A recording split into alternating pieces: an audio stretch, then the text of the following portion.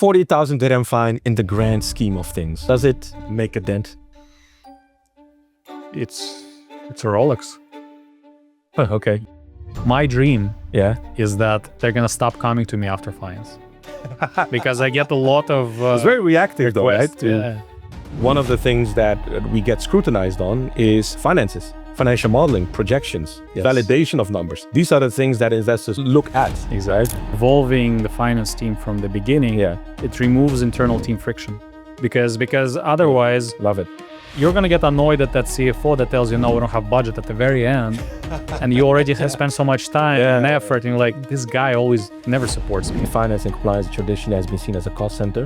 Not being on top of your numbers is the number one killer of businesses. Yeah. You just don't see it coming. Finance doesn't become a responsibility of a finance department in isolation.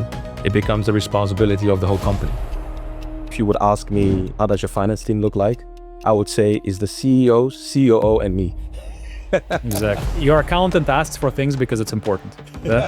Not for fun. Not for fun. We're yes. more than a cost center. Or we're like an accountant in an Iron Man suit, which Wow. which we do it fast and precise. AI is like a beast, like a lion in a cage. You shouldn't let it out. You need to control. Okay. The way we do it at Tribe is we fully embrace the power of AI and the potential of AI. You don't just tell ChatGPT or whatever, hey, do my financial statements. Yeah. Here's a bunch of data. Yeah. You know what you're gonna get. And how they do it, Wanna look into that, Des? you might not, because we'll get to the we might. finance. Central Bank, if you're here, this is a note for you guys to expedite open banking project. Vlad, No more downloading bank statements. no more downloading bank statements. Yes. Exactly. Okay, cool. Welcome at Block by Block, the #1 prop tech podcast in the UAE, and we're going global. Today we have Vlad. Hello. Hi, Vlad. Nice to have you. We are part of the same, what is it, Dubai Founders? Dubai Founders HQ. Yeah, a mouthful. It's right mouthful. there. Right there. Exactly. We have never met, actually. It is the first time we met in person. Exactly. Right? Exactly. You look so good. So do you. Thank you. You know, I went to the barber for you. Oh, I appreciate it. Look the shades. Anyways, Vlad. I ironed my t-shirt for you. Yeah. You even came with Merc. Yes. I mean, that's something we should be doing. Guys, Guys, right now. guys, we need to double down on the Mercs. Yeah? Vlad, want to know who Vlad is? Yes, me personally first, right? And then, yeah, who's Vlad? So I'm the co-founder of Skrooge.ai. Okay. So I'm a technological entrepreneur. Yeah. Basically, my history is that I've been doing finance. I studied finance, did a little bit of PwC work in Big Four. So wait a minute, finance, Big Four, PwC. Yes. There we go, my friend. Yes. There's some overlap. Some overlap. So I did love that that. for a year. Then I did investment banking, Investment banking. project financing for a year. Had to fly all over the place, look at some gold mines, factories, and determine whether they need to get 60 mil or not. Okay. It was not my vibe. So I switched to startups. Okay. Cool. And then I was working for the last 15 years in all kinds of startups, from travel tech to digital accounting, all over the world. Lived in Canada, lived in Russia, Bangkok, Singapore, and now here. Oh, wow. So you've been all over the place, all over the globe, right? Exactly. And you have done you've been active in different types of companies, industries. So what has always driven you in this journey? I like seeing results. Mm-hmm. I like working with smart and driven people. And I like working on problems that already exist, or working in industries where I don't need to come up with an idea of why I'm building something. Okay. For example, in travel tech, we were a hotel booking platform. Yes. We were just better. So you don't need to explain to people why they need to book a hotel room when they go travel. You just have to do it really well. Yeah. And then they'll choose you. And since 2018, I was doing digital accounting. Okay. And likewise, you don't need to explain to businesses why accounting and tax is important, but you have to do it really well, and we're able to do it, so clients will come to us. Okay. There's natural demand and natural product market fit there. So what I'm hearing is that your superpower, at least when you set up a company and work with very smart people, is doing something better than what is already being done. Exactly. So where does this excellence come from?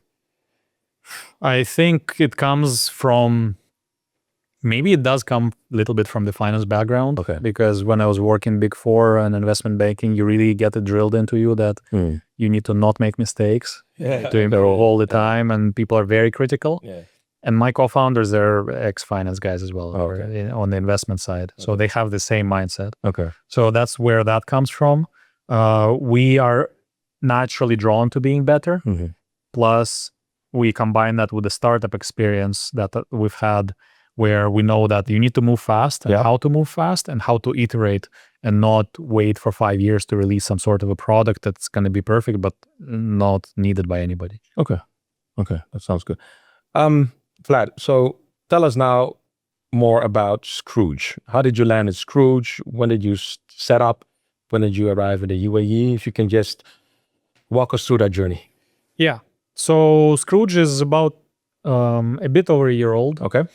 I have been doing digital accounting since 2018, but I did it in Singapore, Hong Kong, and the UK. I was chief marketing officer at that company. So finance background, but you were chief marketing officer. Yes. How does that work? So little segue from finance, from investment banking, I went into the CEO's office at a big travel tech startup in Moscow, which was backed by serious investors, had General Catalyst, Money, Axel, Peter Thiel, etc.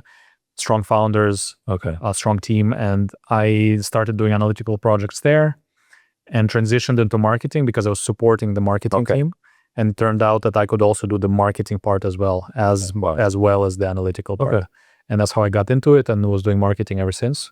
Marketing, partnerships, and in Skrooge, I started doing sales as well. That's something I haven't been doing before. Because you are a co-founder, obviously, but you're responsible for growth, right? Yes. So we have a co-founder responsible for product, a co-founder responsible for operations, me responsible for growth, and we'll have the tech team as well, or co-founders. Okay, cool. So let's expand a bit more about Skrooge. What are you offering? What is the problem you're solving in the market? Yes. Skrooge is an AI-powered accounting and tax service for UAE businesses.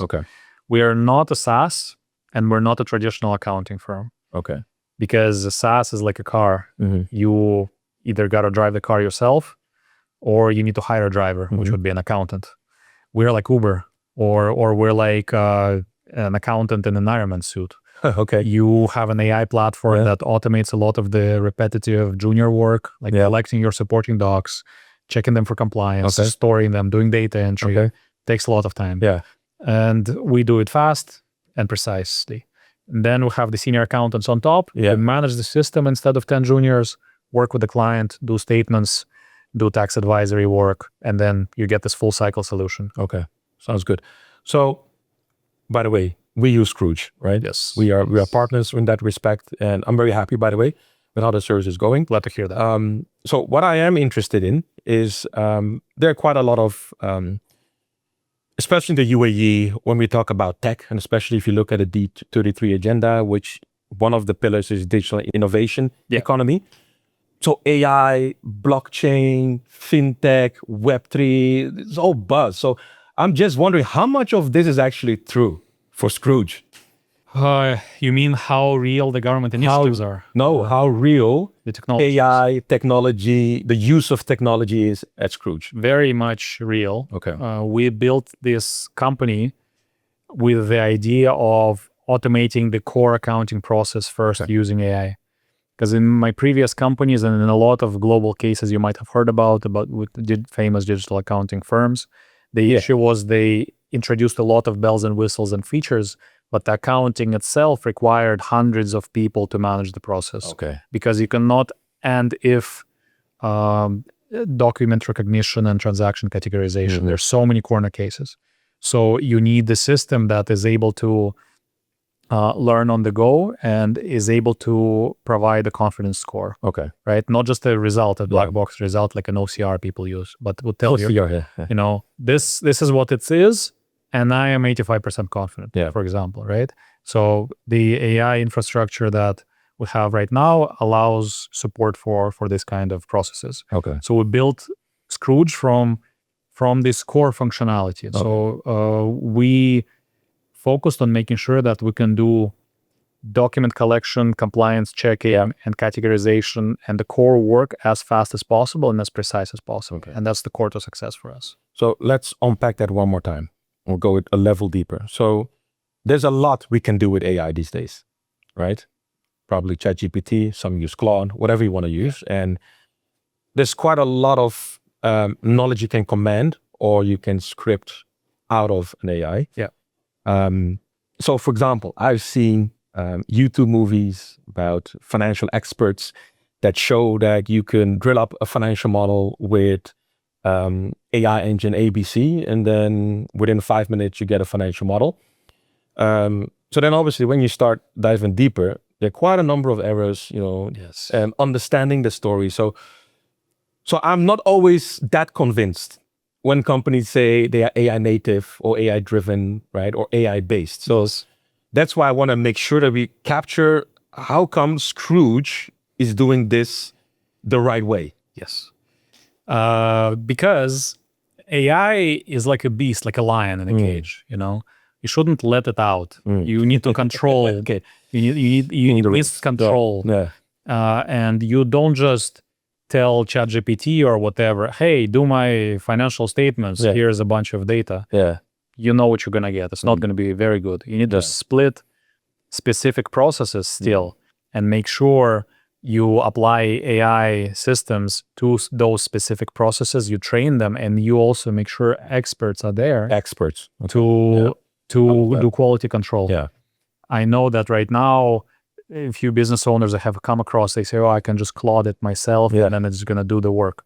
But the issue is that you're not going to know if there's an issue. You're not going to know if there's a problem. Yeah. So our product team has gotten so deep into it that they could go and pass the ACCA now. They're almost accountants, which is unique, because usually in my past experience, the product guys were more about the product itself and did not really understand the core accounting processes deeply enough. Hence my question. So for sure they know it deeper than me. Yeah. And like on the level of accountants. Yeah. And then you understand what you're building. Then you understand where the current technology can be applied and where you need a human to step in. Yeah. And we have this combination. That's why I'm saying that we're not just a SaaS where you plug it in and it's magic. There's no magic. There's no magic for sure yet. But it saves a lot of time for the business owner. It is more precise than some junior bookkeeper at scale. Okay. And it allows us to hire just more senior people that are experts that will know how to deal with the platform itself and how to improve it and teach it. You need to teach it just like you teach a new team member. Correct. I love that. Okay. Thank you for sharing those principles. Let's expand a bit on the type of clients you're serving in this region. So what are we talking about? Industries, markets, big, large clients, fintech, startup, growth, established. Can you give us like an overview of the type of clients you're working with? It's very diverse, to be honest. And I think it's reflective of the market in general here in UAE. So naturally, a lot of consulting style companies. Okay. Those would be marketing consultants, strategic consultants, recruitment agencies, you name it. Okay. So asset-light businesses where you have a founder and maybe a couple people. Yeah. They make money. They're B2B, and they don't want to deal with accounting at all, right? They don't know anything about it. They wish they didn't have to do it. But okay, if I have to do it, I want to make sure that it's done seamlessly. Yeah. But I also want to make sure that I don't screw up anymore. Yeah. Yeah, because fines are big. That's a big chunk. Okay. Then we have startups. We have startups who are serious about their own financial setup. They expect to grow. They want to start now and make sure issues don't come later down the line when funding comes or when they actually have scaled. Those will be like compliance first. Compliance first, yes. Startups. And those, you often have a CFO or a finance manager who also doesn't want to do bookkeeping, because I don't know. So I don't know anybody. You're looking at me. Do you want to do bookkeeping? We can introduce some manuality. You're right. Let's say you're right. Usually people don't want to do bookkeeping. It's not even accountants. It's not an exciting part of the job. What people want to do is they want to analyze the numbers. They want to project. They want to, do budgeting. They want to work with the numbers. Yeah, because in the end, if you're talking about a finance leader, CFO, this is a high value resource person. Yeah. Right. So you'd rather work on the stuff that actually brings value to the business. Exactly. Not only from a cost center perspective, which has always been traditionally the finance and compliance department, but definitely bringing value from a commercial side. Exactly. Right? There's way more these people can do than Right. just doing your financial reports. Yeah. I love And so we work with quite a few of these types of setups where there's a CFO who needs solid numbers to work off. Yeah. Right. That's where we come in. We ensure that the base is solid. We also save a lot of time. Yeah. You don't need to hire people. Hiring people is also very hard. Yeah. And then they get Finding sick the and right go on talent. vacation and they're not there. We're always there. And it's very easy. So we work with a lot of these startups or just mid-level businesses who already have some scale and just have a CFO who needs a base in terms of numbers. We work with those. And we also work with some established traditional businesses. So we have restaurants, we have hotel groups, we have clinics, because they all face the same issue. Yeah. Here in UAE, it's hard to find enough good people. If you are going to go the traditional route and hire accountants in-house, difficult. And then you have to deal with expensive, difficult, lots of managerial overhead. Because a person, as I mentioned, there's always a problem. They get sick, they go on vacation, they quit because we're not in Japan. They're not going to work until they're 80 for your company, right? So you will have to offboard, onboard, and do knowledge transfer. And as you scale, you need to hire more. So we, even with traditional businesses, we help them out because with us, you will never need to hire another bookkeeper. That's the promise. Yes. Okay, we'll come back to the promise later. You said something, I think a couple of minutes ago about fines. I want to shortly touch upon that because really what we're trying to cover, by the way, in this podcast, the future of finance, right? Yes. So how do we envision the finance department to operate?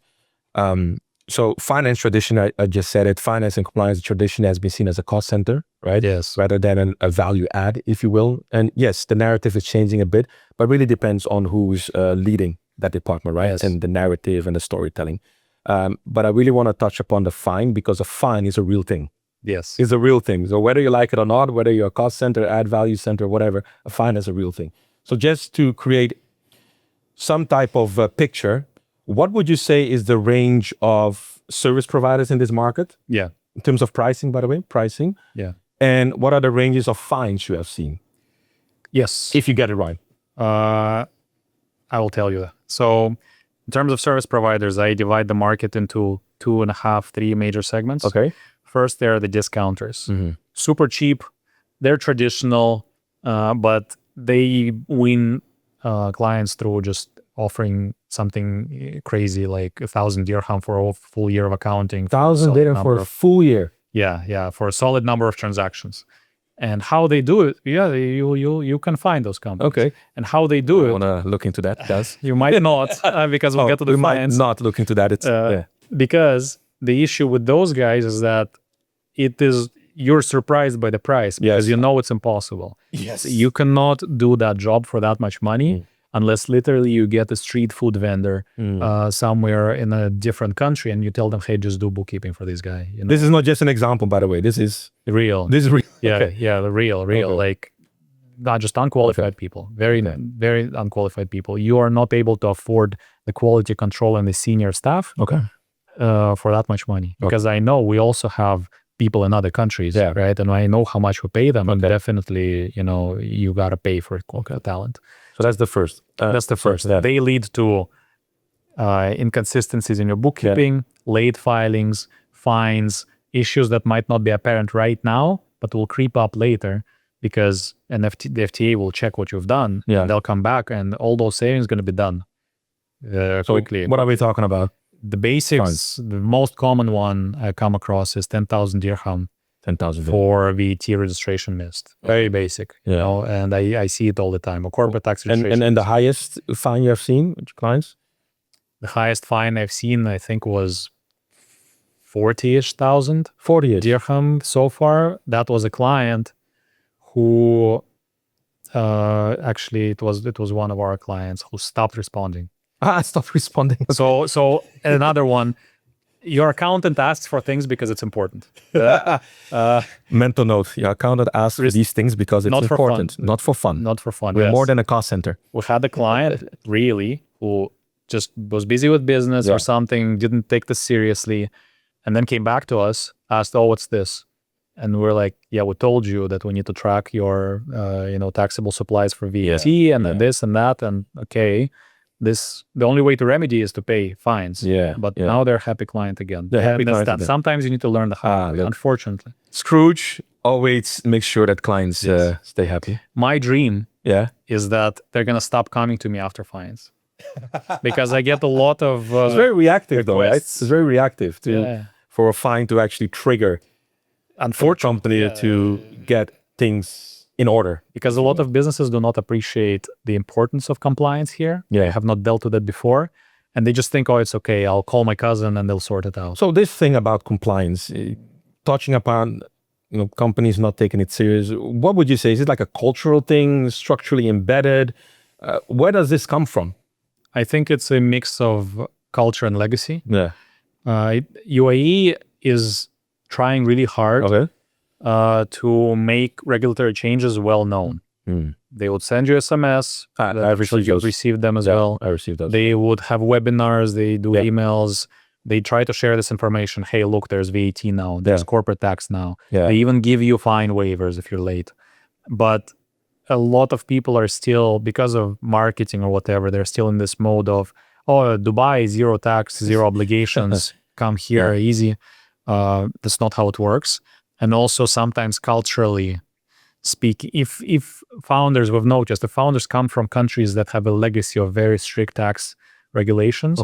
Like, I don't know, UK, US, even Russia. Netherlands as well. Netherlands, very strict. If you screw up, they'll come for you. So better not. It will be more expensive. Correct. Right? But it's different. There are many countries around the world, and UAE is full of founders from all over the world. So it's a mix of legacy and just cultural attitude that, hey, I will not get hit by this. Last point on the fine. So let's talk about this client we're talking about that had a 40K fine.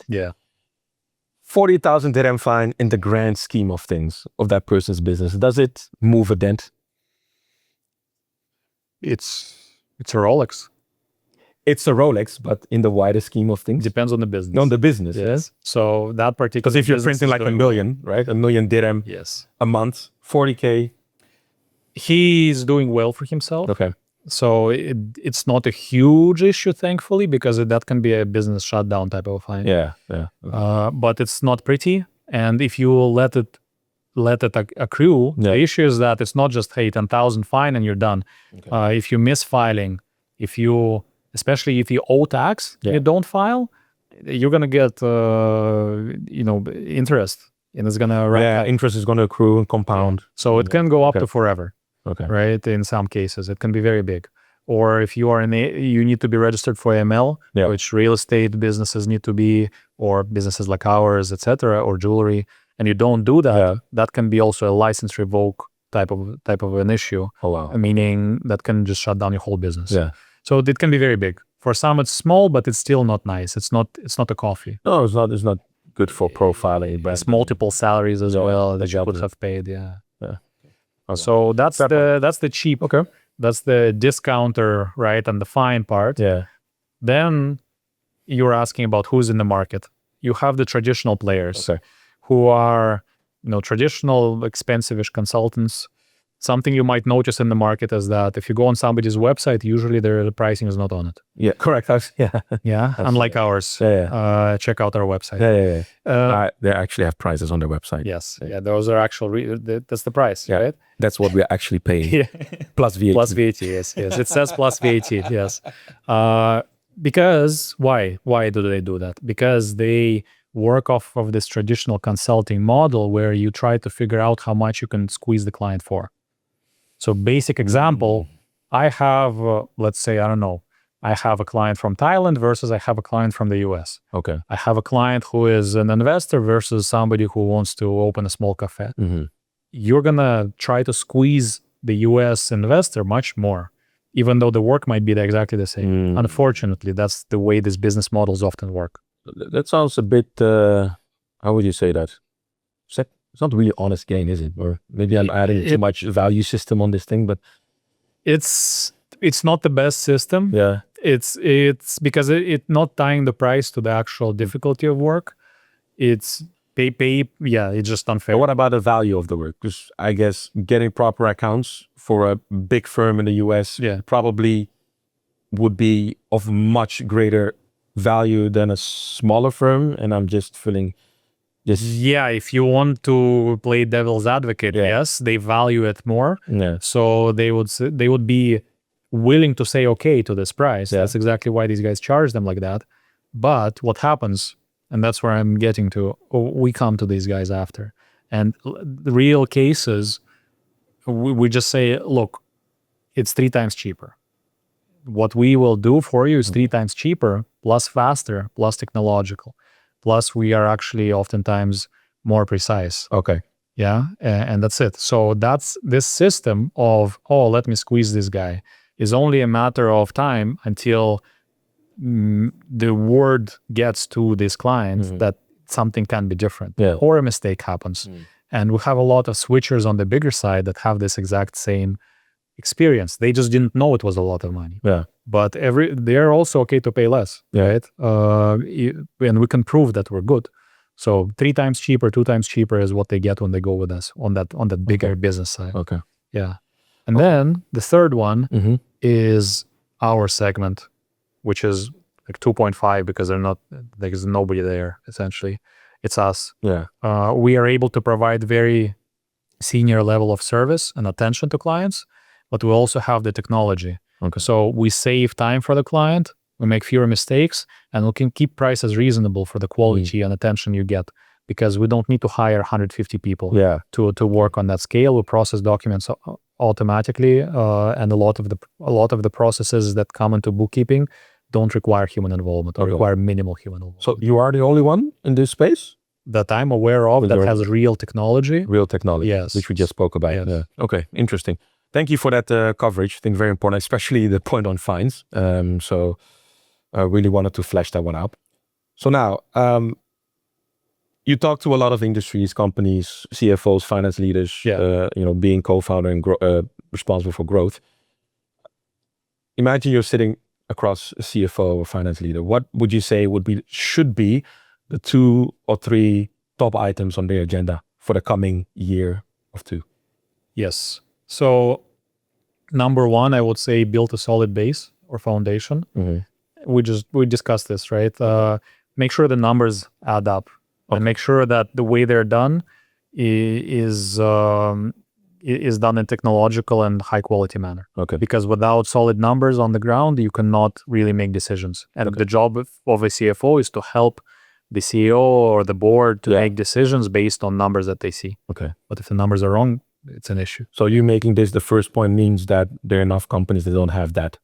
There are companies that don't have that or don't know that they don't have that, right? Because I would say, okay, when I'm talking to a CFO, it's a little bit different. But when I'm talking to a CFO that is just getting started, let's say, a startup or a big company, or a fractional CFO, that it's a bit different when, hey, I'm a CFO already, so they already have the foundation.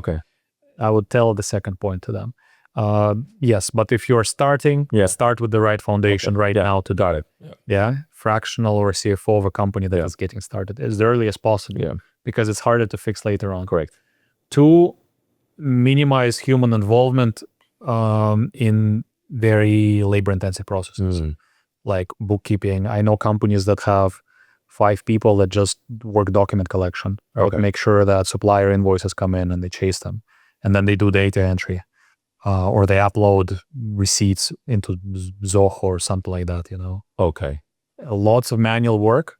And when you have a lot of people, that's where processes can break because it's hard to control. And as I mentioned before, people take vacations, they get sick, they're not there when needed. You need to teach them, but then they will leave, unlike technology that will never leave. Right? So ideally, you want to have people where there's higher value add work possible, where there's more analytical work, or it's not repetitive. Repetitive work nowadays can be automated away. I love what you're saying there. So it's not about discounting the value of people. No, we want to elevate people to do high profile work, valuable work, of course, rather than repetitive. People need to do something that is higher value add and better, and something they would enjoy doing more. Okay. People don't enjoy doing bookkeeping. I know, but We can, but we don't enjoy. it's something you got to do. Yeah. You know, like there's also Absolutely. lots of parts of my job that you just got to do. But Right. if that was the only part of my job, I would be Yeah, sad. it needs to be a balance. Yeah. Third point. Yes. Third point, I think the CFO needs to find work with the CEO that understands the value of the finance function. Yeah. Because we mentioned that oftentimes or historically it's been looked at as cost center. Yeah. Why do I need it? I just needed to file tax. Yeah. But really, not being on top of your numbers is the number one killer of businesses. Yeah. You just don't see it coming.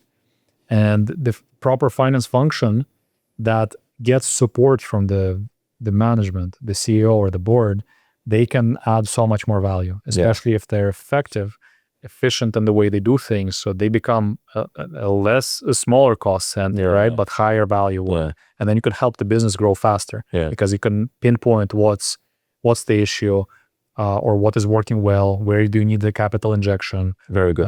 etc. Yeah. That's actually interesting because this is exactly how we see finance at Tribe. I would say if you would ask me, how does your finance team look like? I would say is the CEO, COO, and me. Exactly. And Skrooge, by the way. Yes. Skrooge. Yes. And why is that the case? Because once we can communicate in that type of forum, right? Finance doesn't become a responsibility of a finance department in isolation. It becomes the responsibility of the whole company, right? Where there's openness and transparency of numbers, projections, revenue growth in your case. And in particular, if you're raising, I mean, we're a startup, you know, and we're looking forward to the growth trajectory that we see in the market. It's quite promising market for us as a property tokenization platform. And one of the things that we get scrutinized on is finances, financial modeling, projections, validation of numbers, CAC and LTVs and valuations and multiples, right? So these are the things that investors look at. Exactly. Right? So yes, they do a tech DD, but I occasionally do get questions on finance. And then it is, I guess, very supportive if CEO Gary and Sebastian, also shout out to Sebastian, are there to actually help me flesh out the things that are actually important for different audiences, Exactly. if you will, right? So I think that is, for me, talking about the future of finance is a department that hasn't run in isolation as a cost center, but adds value to the whole business, right? That's the way it should be. Yeah, right? That's the way it should be. Exactly. And to that point, the last point, what I also see in Tribe is when I used to work at PwC, because since we both have a background at PwC, by the way, the industry that I was very active in was banking. So I was a consultant to banks on the regulatory domain. So there was a project that we were on, and I was assessing their product approval process. And what I noticed in the product approval process is that finance comes at the last stage. So yeah, we figured out this project. It makes commercial sense and everybody's happy with it. We need finance to sign off. Yeah. For me, that is too late. And that's actually, not giving finance the place that it actually deserves, right?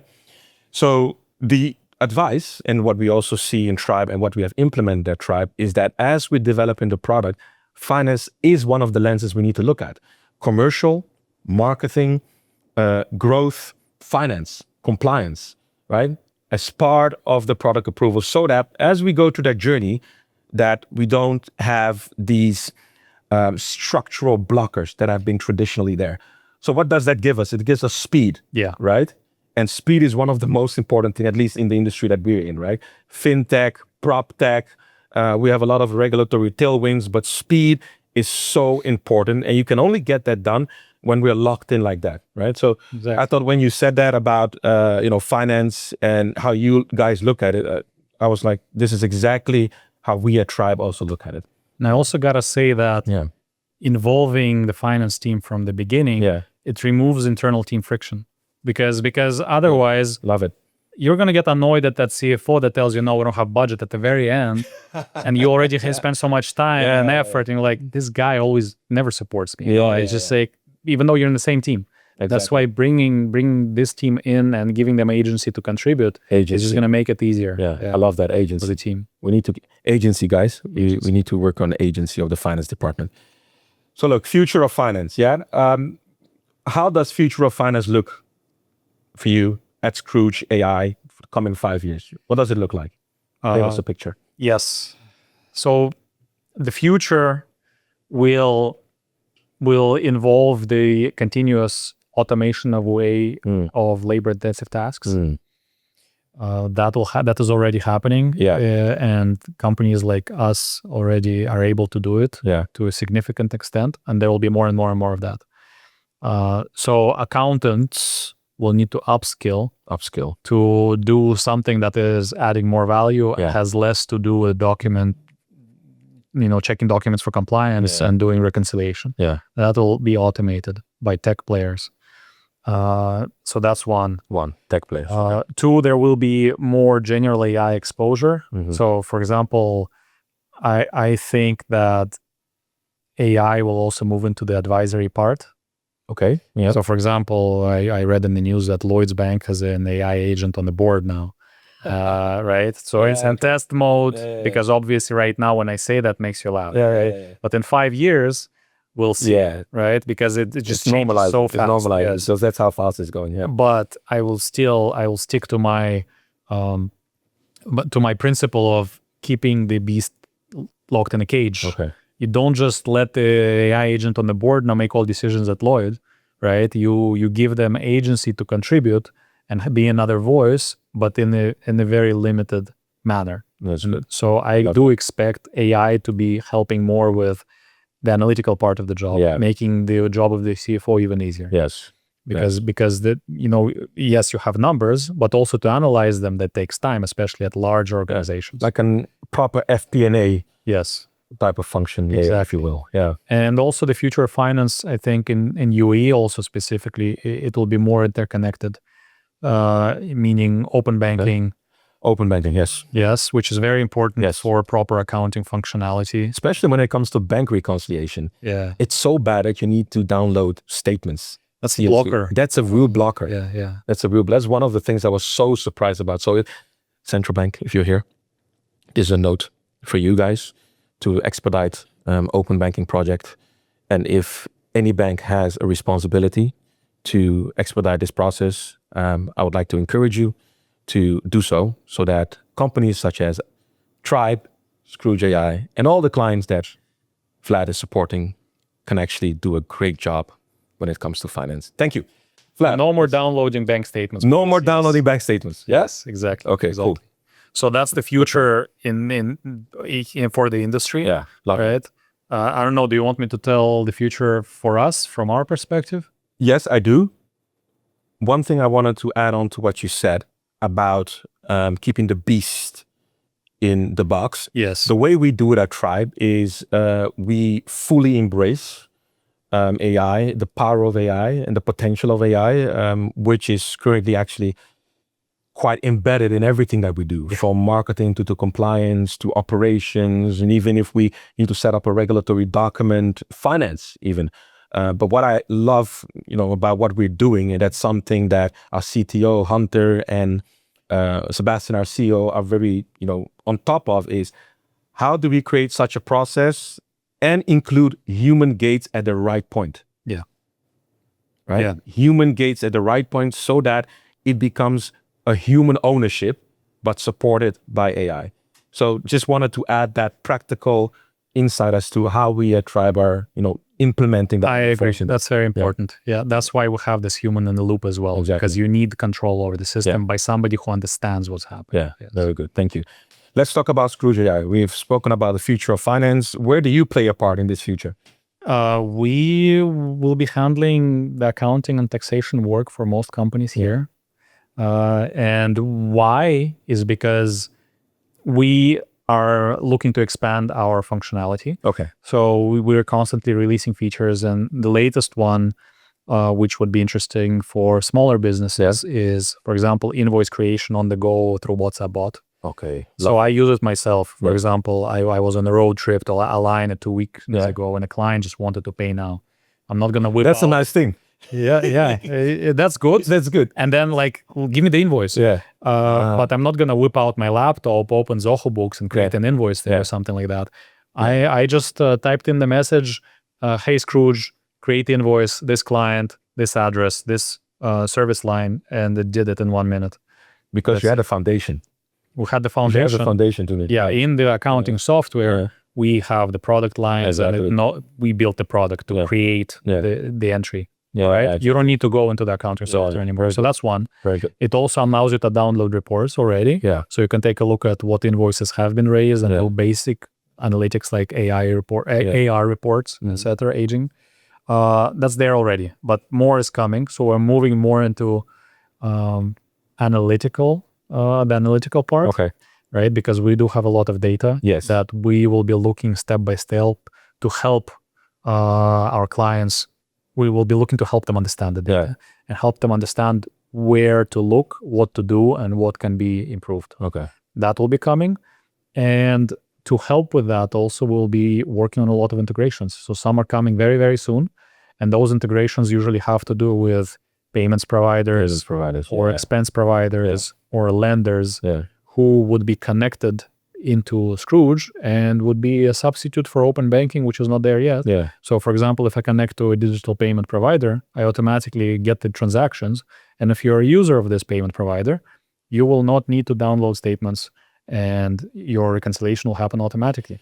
So for example, in terms of the PSP that we're using currently is Tap Payments, right? So for example, Tap Payments has payment reports and all those stuff. So at some point in time, not saying that it's going to be Tap Payment, but then you would have the functionality to actually integrate with Tap Payments, and therefore whatever payment is then distributed on our account, bank account, you would be able through the reconciliation or the connection with Tap Payment to actually. It would land in our system live. And we would create either, if they create the invoice, that tax invoice on their side, we would download it, or some system, they don't create any invoices. We would create the tax invoice. That's it. You have the payment right there. You see it. And then that's reflected. I mean, what I'm hearing is a lot of efficiency and effectiveness in the finance department. Again, why? So that finance leaders, CFOs, whatever the title may be, can actually add value based on the numbers that are presented. That's the goal, right? That's the goal. That's the goal. Good. So this is block by block. And the way we always close off block by block is we talk about Tribe and predictions about Tribe. So you know a small bit about Tribe, and we have also spoken about some of the things that we do at Tribe. So what I would love to hear from you, because we're building out in the open, and that's why we're sitting here. That's why we have the #1 prop tech podcast in the UAE. Exactly. And we're going global. I would like to hear from you both opportunities and blockers. Well, not going to blockers, challenges. Challenges. Yeah. Opportunities and challenges for Tribe. For Tribe. All right. So I think some challenges would be that from a layman's perspective, tokenization of property is emerging, and some education would need to happen to get more and more clients on board. So that's similar to what we do, right? I like to say we're half an ed tech company because I need to tell people that they actually have to do tax. Ed company, So that's it's just a challenge to overcome. It's normal, right? Because when you're early players in an emerging industry, you do educate people, but then you capture that market as you educate, right? And very good. Education. Education is a challenge to be overcome. But on the other hand, something that is a great opportunity, and I see that a lot already, is that you guys are very active online and with marketing. I see you all the time. And that's where it's at. Creating content is a secret weapon. Because content is always there, especially when you have the #1 prop tech podcast in UAE already. Well, I'm saying, that's what I'm saying. You're on social media. I see you guys all the time. That helps a lot because it's branding that just, it gets into people's minds. Nowadays, when I go to an event, it's often that I hear, like, I saw you somewhere, Vlad, I know you, right? And I'm sure you're already getting a lot of that, and only more will become. More will come, Thank you so much for your time. And the energy and the openness. It's a pleasure. Right? So we need to do this more often. For sure. Not always behind the camera, but also outside of the camera. So this was Block by Block, covering the future of finance. I have Vlad from Skrooge.ai. He's co-founder, growth, and we love working with them. So you should get in contact with him. Website, it tells you exactly what the pricings are. It's not like the other traditional ones. And a few learnings from my side, build the foundations. Yeah. When you look into the future, it's going to be technology driven as well. Thirdly, look, AI is great, but keep the beast in the box. Oh, yeah. How we do it, and I think Vlad seconded that, is human gates. Where are the human gates? And therefore ensuring that humans keep having ownership of the finance process. Last point from my side, finance is much bigger than the finance department in isolation. It's a whole company. It's the CEO, CMO, everyone that actually earns money for the company and whoever pays, right? So it's both payments and collections. That is the finance department. This was Block by Block. Dennis, Vlad, the future of finance. Cheers. Thank you.